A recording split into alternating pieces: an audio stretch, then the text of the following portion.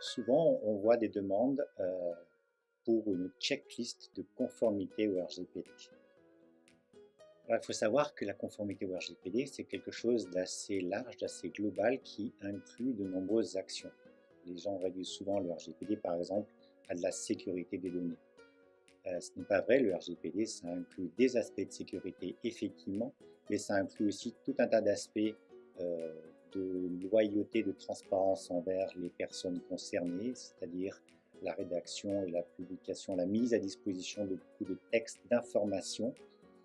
Ça inclut aussi l'aspect de traces. Il faut mettre en place une documentation de conformité relativement large pour permettre à la CNIL d'effectuer des contrôles quand elle le souhaite.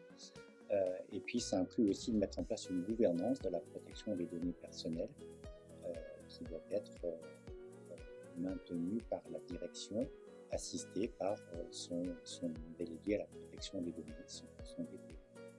Donc il est très difficile d'établir une checklist qui va fonctionner pour toutes les entreprises. Ça dépend évidemment du type d'organisation dans lequel vous évoluez, de votre domaine d'activité. Par exemple, si on prend un exemple le domaine de la santé, si c'est une organisation qui effectue de la recherche clinique comme un CHU, un centre hospitalier universitaire, la checklist va être assez différente de celle d'un EHPAD qui évolue aussi dans le domaine de la santé mais qui n'effectue pas de manière générale de la recherche clinique.